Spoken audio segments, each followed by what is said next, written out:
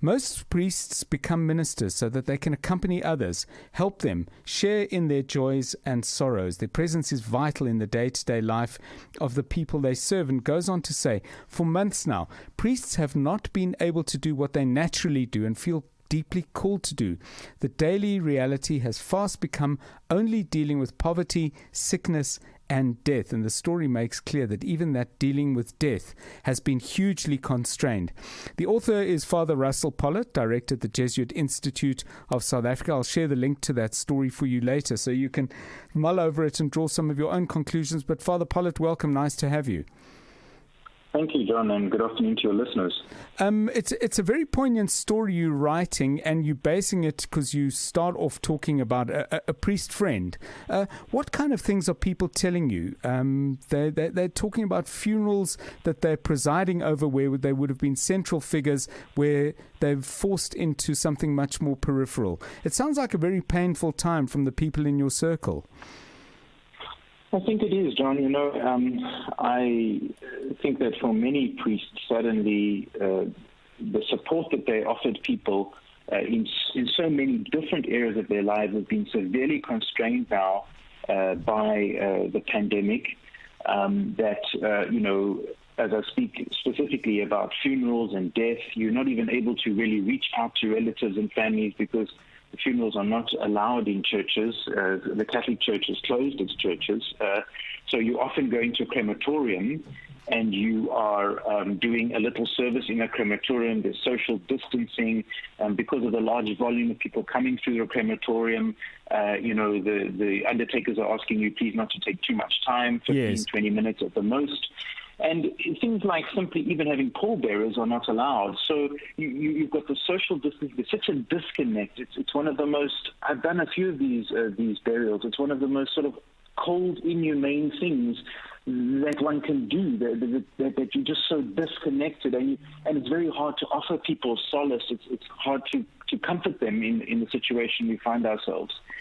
And that has an effect on you psychologically and emotionally, especially when you are day after day. And I'm one of the fortunate ones that I'm not doing this because I'm not really on the ground working in an institute. We're trying to support priests day after day doing this. Like I had a friend who did 11, 12 burials in 1 week. Goodness.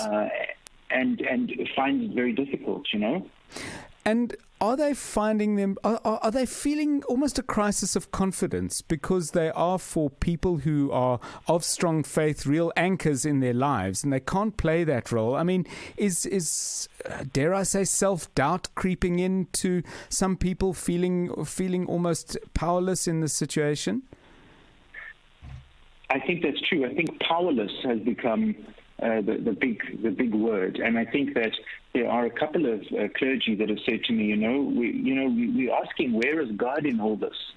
And people are looking towards us for some sort of help, for some sort of comfort, and yet we can't do that, and we can't answer the questions. Why is it that I can't have a proper funeral for my loved one? Why is it that we can't gather together? And that puts a lot of pressure on you because you feel that you are not doing what you're supposed to be doing. You're shortchanged, but you're also seeing the anguish and the pain of people. And especially when you've got a family, as I had an experience recently that lost 3 members, and you're burying 3 members of the family, right? And yet these questions are hanging, and there's just simply no way of doing justice to anything. There's no eulogies or anything like that. So I think people also feeling there's no closure, that they're just cut off from their loved ones who have passed on. And the material consequences that you highlight, not to be confused with churches that may do huge amounts of money. You are talking about individual parishes where they're actually struggling to hold it together. There's a lot of that happening, and I think that that's the second level of stress. There's the stress of dealing with poverty and sickness and death. And when I say poverty, I'm talking about, like, for example, in one priest that I've been talking to regularly, he's running 3 churches in an area that's very densely populated. It's a low income area, and he's got a lot of people that have lost their jobs. He's trying to also provide food for people. He's literally changed his own little flat kitchen into a cooking place where he's getting donations and he's cooking every day and putting them in polystyrene cases and driving around and dropping it at gates, because in some families he knows that they've got COVID, they can't get out, they've got no money, so he's trying to feed them. So there's that kind of poverty. And then there is the income itself. Because churches are closed, many of our parishes are not receiving income, especially in once again, the low-income places where cash would have been the way that people have made a contribution. And so some of our clergy are also facing themselves the question of how to survive. They don't have enough money for maintenance. They don't have enough money to pay for their own food, and that's another level of stress. Now, in some areas, the church, so central authorities of the church, are trying to help out and to subsidize, but of course that pot is going to run out as well. And so there's the stress of your own well-being, and hence also not the ability to go and seek professional psychological help, because there just simply aren't the resources for that. Sure.